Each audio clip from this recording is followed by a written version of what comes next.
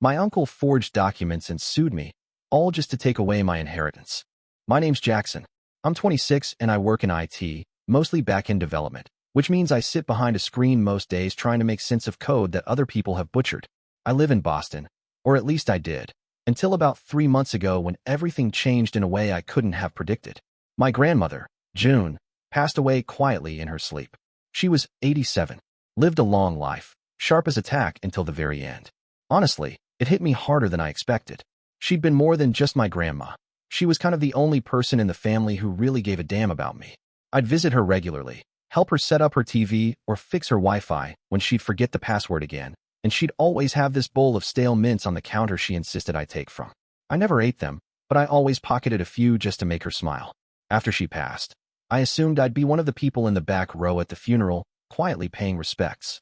Instead, I ended up front and center at a meeting with her notary a few weeks later. It was a modest office, the kind with fake plants and leather chairs that stick to your skin if you sit for too long. The notary, a woman named Margaret, offered me water, then jumped straight into the reading. My uncle Roger was there too, flanked by his wife. Both of them acting like this was just a formality that would result in them collecting whatever valuables Grandma June had left behind. But that's not what happened. Margaret pulled out a thick envelope and calmly explained that my grandmother had made changes to her 6 months before she died. She left me her house, a fully paid-off, 2-story colonial in the Boston suburbs. I'd been there a million times, mostly for birthdays and holiday dinners. I knew the place like the back of my hand. White shutters, squeaky floorboards, a sunroom that was unbearably hot in the summer and freezing in the winter. That alone would have shocked me, but she also left me a small investment portfolio. Nothing crazy, but still more than I ever thought I'd inherit. About 80 grand, mostly in index funds and a few blue-chip stocks. All of it was legally locked in. Witnesses had signed. She'd gone through every step. It wasn't some deathbed change. This was planned. I remember glancing over at Roger after Margaret said my name. His face froze mid-smile. You know that look someone gets when their brain short-circuits trying to catch up with a reality they didn't expect? That was him. His mouth twitched like he wanted to say something, but didn't know how. His wife, Cheryl, leaned toward him and whispered something, probably trying to keep him from exploding in front of a notary. Wait, he finally said, turning toward Margaret. You're saying the house and the money went to him? Margaret nodded. Yes, Mr. Langley. Everything was transferred to Jackson per Mrs. Langley's final will and testament. But he's the computer kid, Roger muttered, gesturing toward me like I was some intern who accidentally wandered into the room.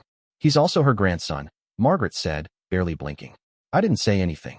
I just sat there, holding the folder, trying to process it all. I knew Grandma June and I were close, but this? It felt surreal. Unreal, even. I wasn't supposed to get anything.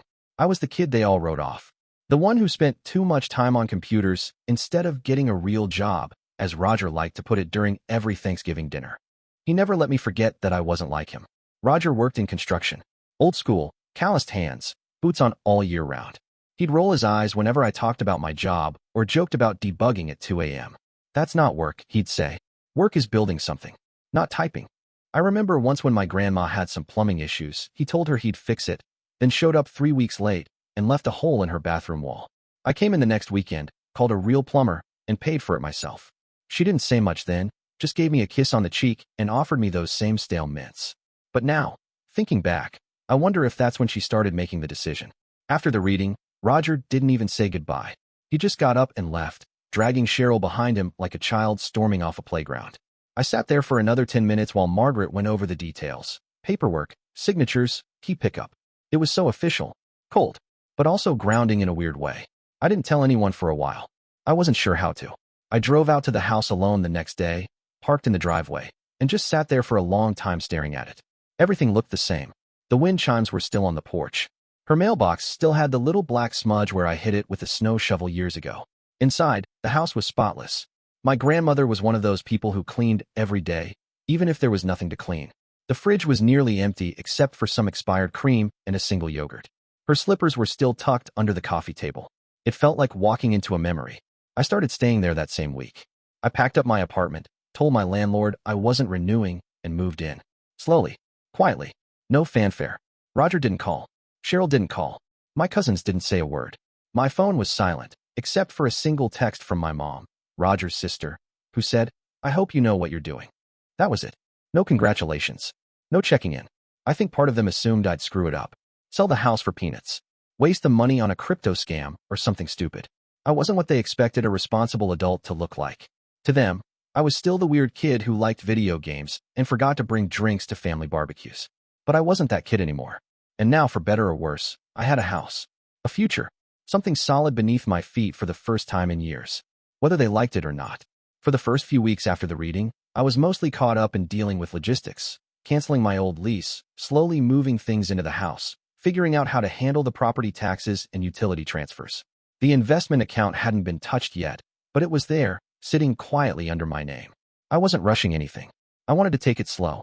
The house still smelled like her, lavender and lemon polish, and I didn't want to change that just yet.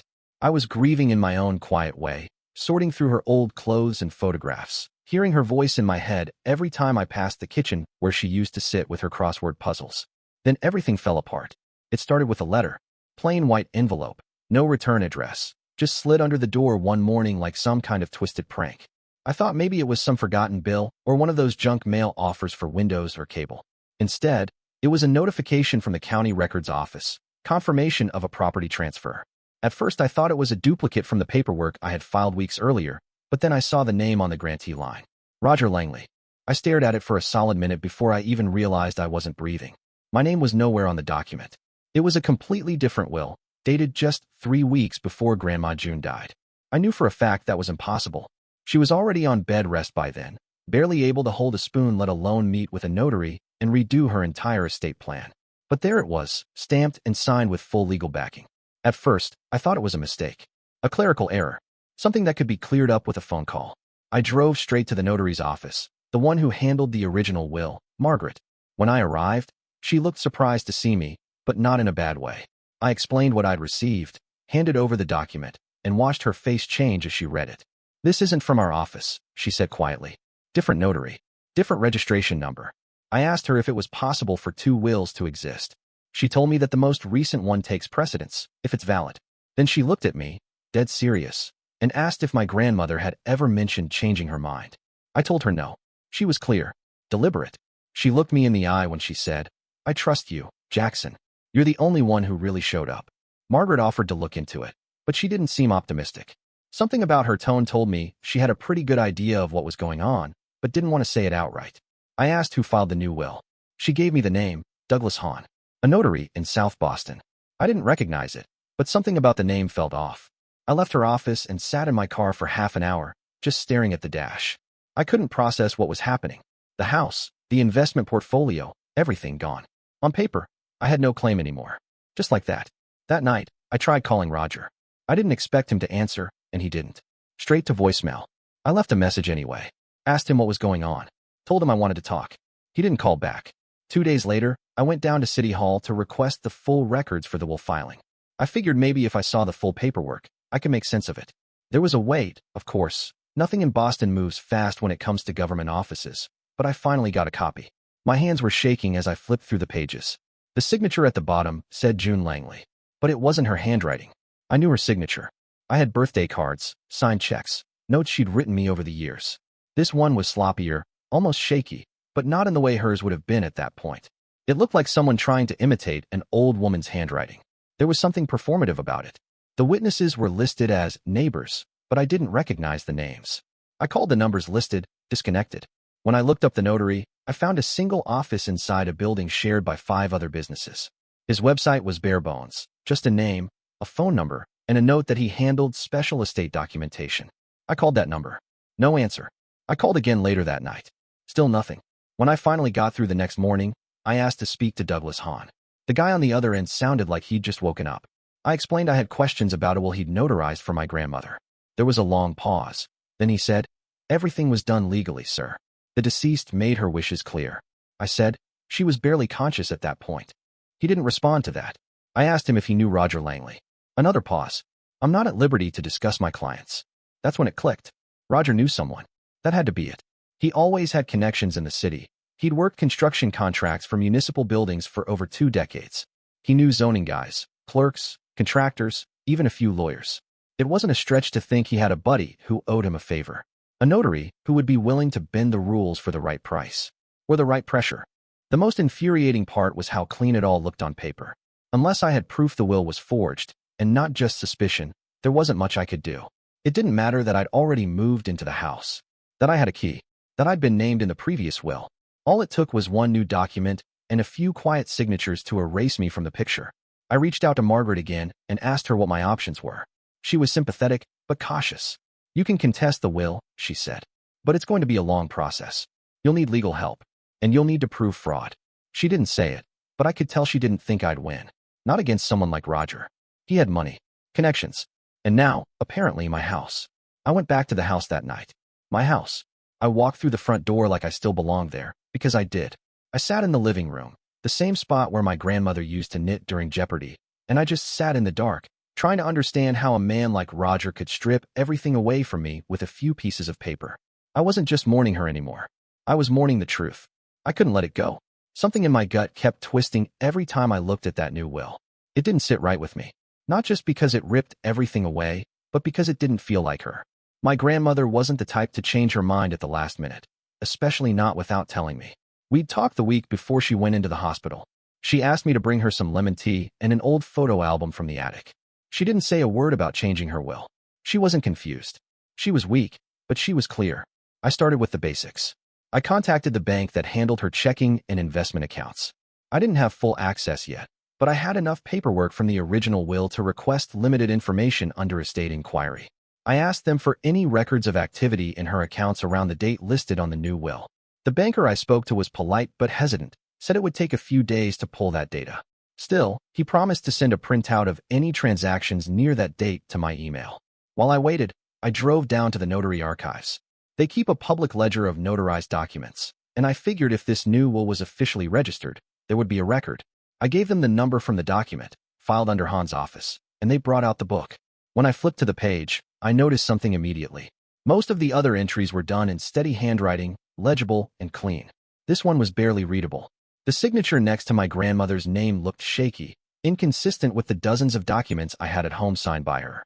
Even the way she spelled her name, June E. Langley, was different. She never used her middle initial. Ever.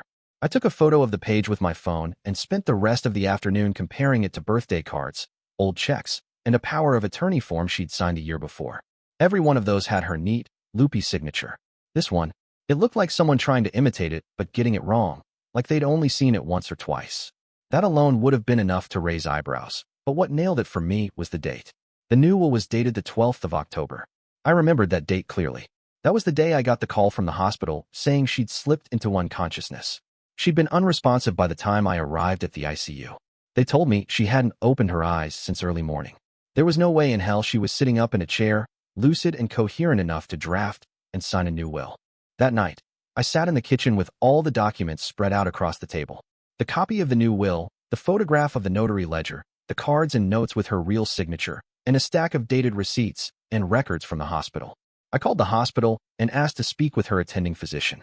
I wasn't sure if they'd tell me anything, but after explaining I was managing her estate, they confirmed she was admitted on the 11th and unresponsive from early morning on the 12th. Her vitals were monitored, but she had no meaningful interaction with anyone from that point until she passed on the 14th. There it was. She was unconscious on the exact day that will was supposedly signed, witnessed, and notarized. And somehow, it still made it through the system. Still got stamped and processed and accepted as real. I stared at that signature for a long time. Not just because it was fake, but because someone out there thought I wouldn't notice. That I'd just roll over and accept it. That I'd believe a lie written in ink. Roger thought he was untouchable. Maybe he was. But he underestimated one thing, how well I knew my grandmother. And how far I'd go to prove the truth. I thought maybe, just maybe, I could still get through to someone. My mother, Roger's sister, had always tried to stay neutral in family fights. Growing up, she'd step in when Roger and I clashed during holidays, always smoothing things over with a sigh and a half-hearted boys will be boys. She was the quiet one, the one who didn't speak unless she had to. I figured if anyone could help me understand what the hell was going on, it would be her. I called her first. No answer. Then I drove over to her place. She opened the door like she'd been expecting me, her face pinched with that brittle smile she used when she was annoyed but pretending not to be. I didn't even sit down. I just held up the papers and said, "Do you know about this? The new will, the date, the signatures." She didn't even look at them. She folded her arms across her chest and said, "Jackson, don't start this." "Start what?" I asked. My voice was tighter than I wanted it to be. I'm not starting anything. This was mine. She gave it to me. You know that. She told you. She told everyone. She looked tired. Not sad. Just tired, like she was sick of hearing about it already. Jackson, don't make a drama out of this. It won't change anything. I blinked at her. So you knew? She didn't answer right away. Just shifted her weight, eyes flicking toward the kitchen like she wanted to be anywhere else. Finally, she said, Roger's always been in control of family matters. You know that. Control? I repeated, almost laughing. This isn't about control. This is theft. Fraud. He forged a will. She shook her head like I was being ridiculous. Whatever happened, it's been handled. And you stirring it up won't help anyone. I stared at her, waiting for some flicker of recognition, some hint that she was conflicted. But there was nothing. Just resignation. Like she'd already accepted the outcome, like this was always how it was going to be. Did he tell you to say that? I asked. She didn't answer.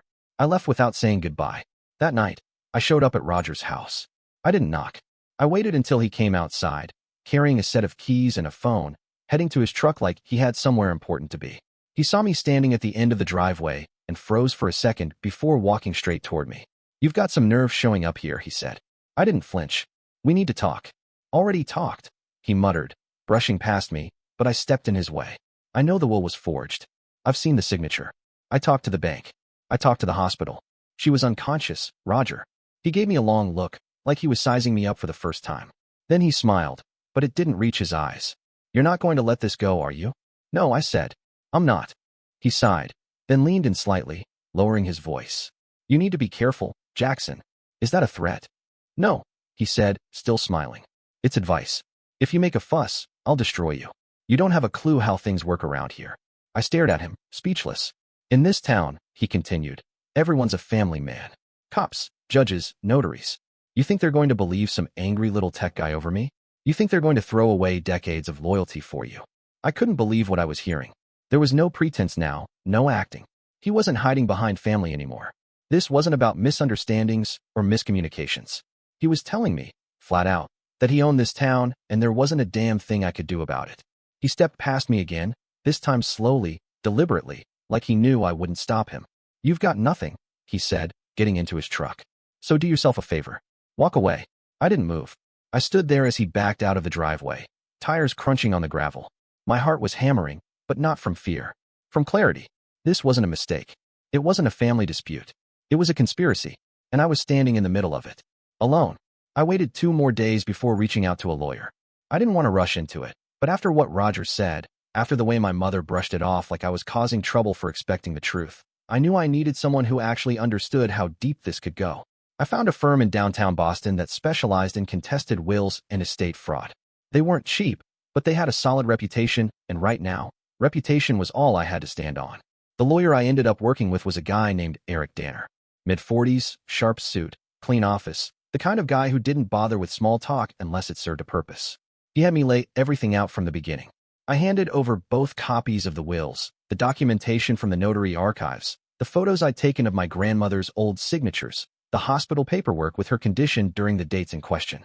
I told him about the threats, the forged signature, and how the new notary hadn't responded to my follow-ups.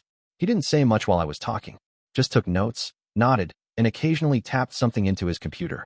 When I finished, he asked, "Do you have any other documentation of your grandmother's signature?" "Yeah," I said, pulling out a folder I'd brought with letters and birthday cards. "Plenty." He spent the next 10 minutes comparing them. Then he set the new will aside and leaned back in his chair. "This signature doesn't match," he said simply. "The stroke order's wrong. The spacing's different. Whoever signed this was trying to mimic it and didn't know the details. So it's forged?" I asked. "It's highly likely," he replied. "But proving it in court takes more than suspicion. We'll need a forensic document analyst to examine it officially. We'll get one." Then he turned to the next issue, the financials. I'd given him the contact details of the banker I'd spoken to, and he requested a formal disclosure of transaction logs through an estate inquiry. It took a few days, but when the report came back, he called me in immediately. "Take a look at this," he said, sliding the printout across the table. It was a transaction log from my grandmother's primary account. On the day before she died, $42,600 had been transferred out of her investment account and moved into a separate checking account in her name. From there, it had been withdrawn in 3 cash withdrawals of $14,200 each, all on the same day. "What the hell?" I muttered. She was unconscious. Exactly, Eric said. And get this, according to the bank system, the transfer was initiated using online banking. That means a login, password, and it was done from a residential IP address. The bank keeps a log of that. I looked up at him. We traced the IP, he said. It's registered to a business account under R. Langley Construction. Roger. There was no ambiguity left. No more wondering if this was just bad paperwork or some last-minute change my grandmother had been pressured into. Someone had logged into her account while she was lying unconscious in a hospital bed and moved more than $40,000. Someone who had access to her passwords. Someone who worked fast and wanted to drain her account before anyone noticed. Roger. It hit me all at once. Not just the money, not just the house, but the lengths he was willing to go to. He hadn't just rewritten her will. He hadn't just used some shady notary to file fake documents. He'd stolen from her while she was dying. While I was sitting next to her hospital bed holding her hand and hoping she'd wake up, he was at a computer wiping out her savings. I looked back down at the report, the numbers cold and absolute. The timestamp on the transaction was 2:16 a.m. She'd been in a coma by then. I remembered. I'd been awake that night too, in the chair next to her, listening to the machine's beep, wondering how we got to this point. And he was stealing from her in real time. Eric didn't say anything for a while. Just let me sit with it.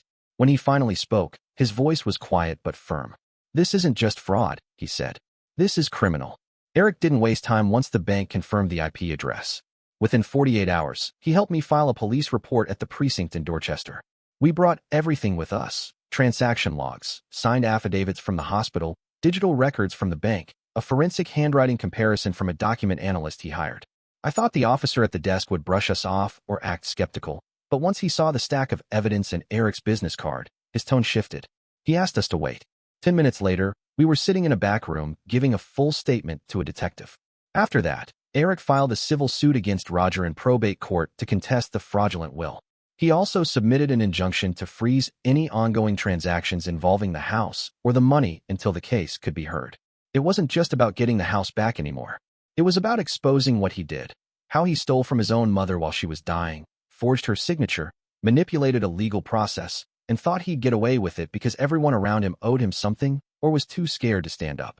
I remember how Eric leaned over the conference table as we signed the papers for the civil complaint. He looked at me and said, "You realize this is going to get ugly, right?" He's not going to back down quietly. I told him I didn't care. I was already in the middle of it, and there was no version of this where I kept quiet. The same night, I posted the story online. I didn't use names. I kept it vague enough to avoid a defamation issue, but detailed enough that anyone who lived in our part of the city would know exactly who I was talking about. I laid it all out. The fake will, the signature that didn't match, the money transferred while she was unconscious, the IP address tied to a known construction company. I didn't expect much. I just needed to say it out loud somewhere. I needed someone else to see what he'd done. And then the comments started. At first it was just sympathy. A few strangers writing that they were sorry, that it was a terrible situation. But then it changed. People started replying with their own stories. One guy said Roger had done work on his father's property through a city contract, and half the job was never completed. Another woman mentioned how her aunt's home was seized in an obscure zoning adjustment pushed through by the same department Roger's company frequently worked with. Someone else said they'd tried to file a complaint about missing materials on a state-funded site, but were told the report went missing. None of them had gone public before. Everyone had been too scared, too unsure, too isolated. But now they had a name to attach to it, a pattern, and someone who was finally doing something about it. By the end of the week, 3 people had reached out privately. One had documentation. One had been part of a council that had raised concerns years ago, but was shut down before they could investigate further. The third said he used to work under Roger and quit after being told to keep his mouth shut about billing discrepancies on a city job. Eric was stunned. He hadn't expected this much to surface so quickly. He started gathering statements, collecting names, compiling reports. We weren't just dealing with a stolen inheritance anymore. We were opening a door to something a lot bigger.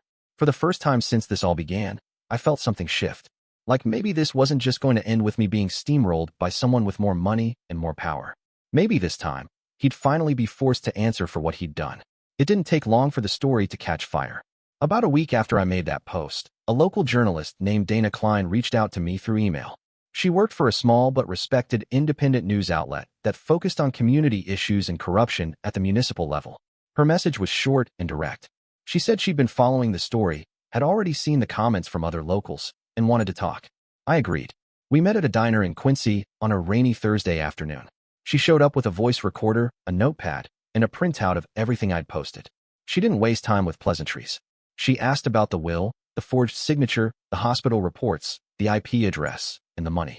I laid it out for her, all of it, just like I had for the lawyer and the police. She listened carefully, asked smart questions, and didn't interrupt. When I finished, she nodded once and said, "You're not the first person who's mentioned Roger Langley, but you might be the first who brought receipts." Her article went live 2 days later. It didn't run in the city's biggest paper, but it spread faster than I thought possible. The headline was sharp and to the point. Grandson accuses local contractor of forging will, stealing inheritance while elderly woman lay dying. The article laid out the timeline, the forged signature, the hospital records, the bank transactions tied to Roger's IP address, and the mounting evidence from other residents. It also included quotes from the civil filing and statements from others who had quietly come forward with their own stories. She didn't hold back. Within 24 hours, the city council was receiving emails. A few days after that, the mayor's office released a vague public statement about concerns raised involving a local contractor. That alone was more than I expected. But then things started moving faster. A formal internal investigation was announced. The city issued a temporary suspension of all pending contracts tied to Langley Construction. That included 3 public works projects Roger's company was scheduled to oversee. Then came the part that nobody saw coming. The Department of Public Works issued a statement confirming that, pending the outcome of the investigation, Roger Langley would be placed on indefinite administrative leave from all municipal projects. It wasn't a full takedown, but it was something. My phone started lighting up with messages from people I hadn't heard from in years. Old neighbors, former classmates, even one of my high school teachers who told me he'd always suspected Roger of being too slick for his own good. Some offered support. Others shared more stories, more pieces of a puzzle that had been scattered across the city for years. I forwarded everything to Eric. He was already coordinating with the detective handling the criminal case. Every new piece added weight to the civil suit. Every voice added pressure. And Roger? He went quiet. No statements. No interviews. Just silence. For a man who had always acted like he owned every room he walked into, it was the first time I'd seen the city start to push back. The first time he wasn't in control. And the first time I believed, really believed, that the truth was finally catching up to him. It was almost predictable, in a way, the moment things started gaining traction in the public eye. After the article came out and Roger was suspended, the calls began. At first, I didn't answer. I figured they'd come, but I wasn't ready to hear what I already knew was coming. Then the voicemails started piling up. One from my mother, then another, then my cousin Emily, then my Aunt Cheryl. One after the other, their voices overlapping in tone, all carrying the same message wrapped in different words. "Jackson, please, call me back. We need to talk. This isn't how family handles things. Why are you doing this? Over some papers? You're blowing everything up. You need to stop this now. You're tearing this family apart." I finally picked up when my mother called for the 4th time in 2 days. Her voice was tight, like she'd been holding back tears or rage. I couldn't tell which. "You've made your point," she said without greeting me. "Enough is enough. You've gone too far." "Too far," I said. "He stole from his own mother. From me. He forged her will. That's not a misunderstanding, Mom. You're airing this in public," she snapped. "You had to drag the whole city into it? You think that's what your grandmother would have wanted?" I bit down hard before answering. She didn't want her house stolen. She didn't want her bank account drained while she was dying. She didn't answer that, just sighed sharply and said, "You're making us all look bad. Do you understand that? This isn't just between you and Roger anymore. People are talking. Cheryl's kids are getting harassed. Your cousin lost a job interview because someone Googled the family name and saw that article." I closed my eyes and let her talk. I already knew where it was going. "You're ruining this family," she said finally. "Over a house and some money. Is that really worth it to you?" I hung up without saying goodbye. After that, the messages only got worse. My cousin Brian called me selfish. My aunt accused me of trying to destroy what was left of our family. Another cousin said I was obsessed with being right. One even wrote, "You know, Grandma would be ashamed of you right now. She always hated drama." That one stung. Not because it was true, because it wasn't. My grandmother hated lies. She hated seeing people being taken advantage of. She always said, "Don't let people walk over you just because they know where you come from." I remembered her saying that one night when I told her Roger called me a disappointment for working in IT. She looked me dead in the eye and said, "You're not the disappointment. The people who can't see your worth are." So no, she wouldn't be ashamed of me. She'd be angry, furious. Maybe not at the yelling and the public mess, but at the betrayal, at the lies. at the way the rest of the family twisted themselves into knots to defend the one person who robbed her on her deathbed. They weren't upset because I was wrong. They were upset because I wouldn't play along, because I didn't stay quiet, because I refused to let them pretend it didn't happen. So I didn't stop. Not for the calls, not for the guilt trips, not for the cousins who suddenly forgot what a manipulator Roger always was, not for my mother's silence after I stopped answering her voicemails, not for the family that decided reputation was more important than truth. Because if I backed down now, then all of this, everything she left me, everything she trusted me with, it would mean nothing. The day of the hearing felt like stepping into a different reality. Everything was too bright, too formal, too quiet. I sat behind the plaintiff's table next to Eric, my lawyer, while Roger stood on the other side of the room surrounded by his own legal team. Dressed in a sharp navy suit like this was just another day at the office. But he wasn't grinning this time. He wasn't smirking. He looked tight around the jaw and wouldn't look at me once. The courtroom wasn't packed, but there were more people than I expected. A few reporters. A couple of city officials I recognized from old events Grandma used to drag me to. And some faces I didn't know but could tell were watching closely. There were no cameras, but the energy felt heavy, like everyone knew something was about to break. The first witness called was a handwriting expert, a quiet woman in her 60s with steel gray hair and a calm, confident tone. She walked the court through every detail of my grandmother's signature. The loops in her cursive, the consistent slant, the way she dotted the I in Langley with a slight flourish that had never changed in 30 years. Then she pointed to the signature on the contested will and picked it apart line by line. "It's an imitation," she said plainly. "There are stroke reversals here that suggest the signer was going slowly, deliberately, trying to match someone else's handwriting. This is not the same person." Eric handed her copies of birthday cards and bank documents my grandmother had signed. She confirmed the differences again. By the time she stepped down, even the judge looked uneasy. Then the notary was called. Douglas Hahn walked in looking like he hadn't slept in weeks. His suit was wrinkled. His eyes darted around the room. When asked if he remembered notarizing my grandmother's will on October 12th, he claimed he did. Claimed he met with her personally. Claimed she was alert, lucid, and insistent on changing her estate plan. Eric didn't say a word. He just handed the clerk a copy of the hospital report confirming that my grandmother had been unconscious for 36 hours prior to that date. When Douglas was asked to explain that discrepancy, he stumbled, said he must have gotten the dates mixed up. Then he was asked if he could name the witnesses who were present. He gave 2 names. The clerk ran them. One was a non-existent person. The other had died 4 years earlier.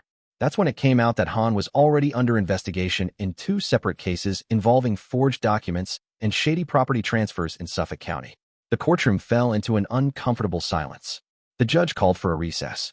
I watched Roger sit perfectly still, jaw tight, his eyes boring a hole into the table in front of him.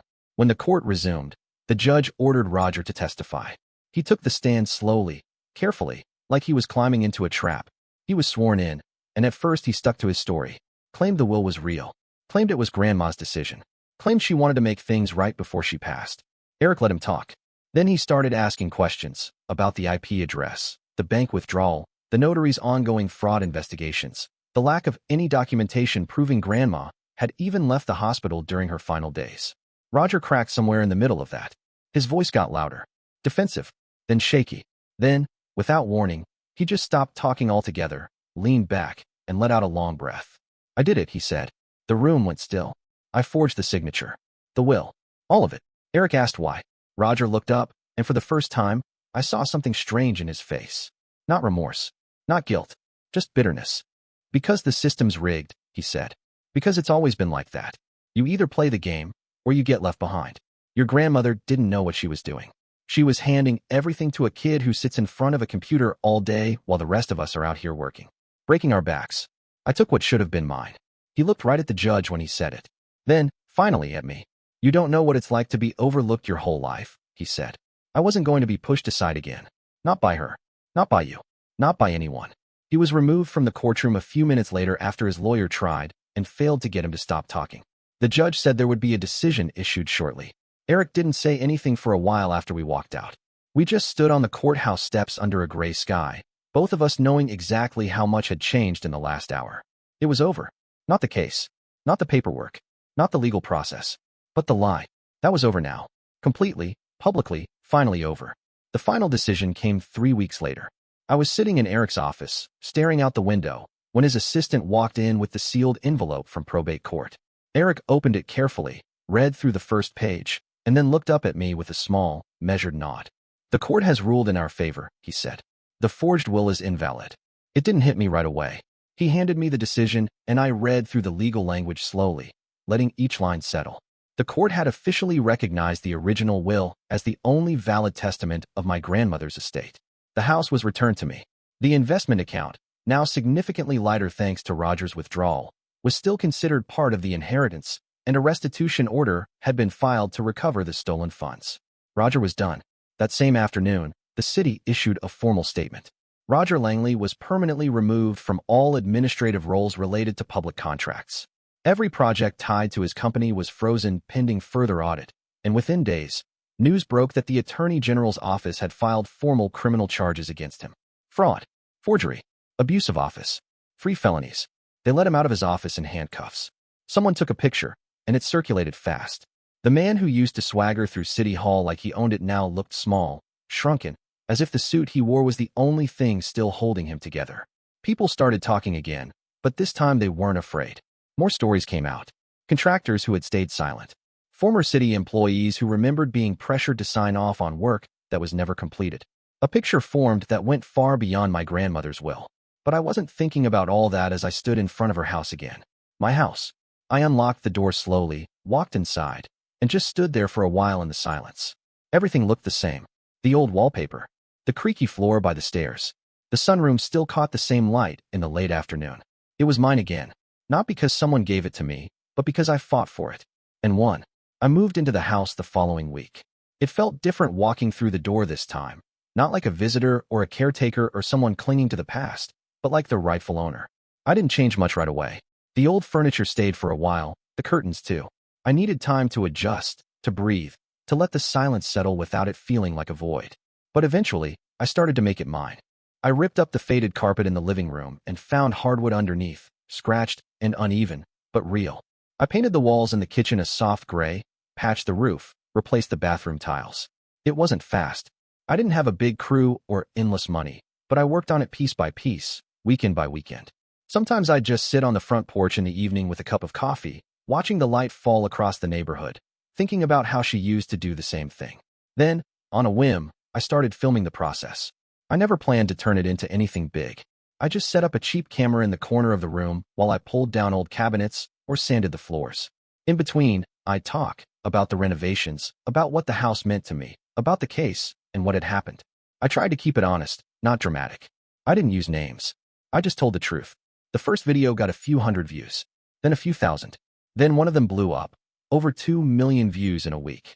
Comments poured in.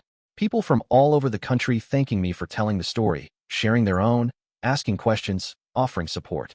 I couldn't believe how many people had been through something similar. Families turning against each other over property. Relatives forging documents. The silence that always followed.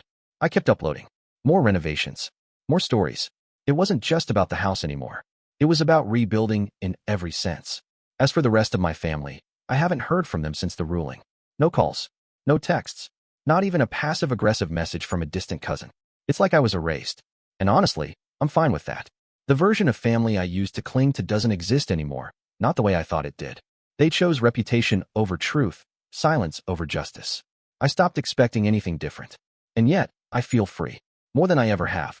For the first time in my life, I know exactly where I stand. I know what's mine, not just by law, but by effort, by conviction, by choice. The house is no longer just her legacy. It's mine now, and I earned every square inch of it. About a year after the trial ended, life had finally settled into something close to normal. The renovations were nearly done. My YouTube channel had taken off in a way I never expected. I had a rhythm. Work, film, edit, sleep. No more courtrooms. No more tense phone calls. The noise had faded. Then, out of nowhere, I got a letter. It wasn't a bill or a fan message. It came in a plain envelope with no return address, just my name written in neat cursive across the front. Inside was a single folded page and a name I hadn't heard in a long time, Vanessa. She dated Roger for a few years back when I was a teenager. I barely remembered her beyond a few awkward dinners and vague memories of her laughing too loud at his jokes. She'd vanished before I turned 20, and no one ever said why. The letter was short. She wrote that she'd followed the case quietly and had debated for months whether to reach out. Said she had something she thought I'd want to see. At the bottom of the note was an address to a P.O. box downtown and a request. If I was interested, come alone. She had a flash drive. Said it held files that could shed light on a much larger scheme. Contracts, names, records Roger had kept. Maybe for leverage, maybe just for ego. She wasn't sure. For a moment, I just sat there staring at the letter. I didn't know whether to laugh or rip it in half. After everything, after a year of peace, this drops out of the sky like some kind of unfinished sentence. But that's where this chapter ends. Thanks for following this story to the end.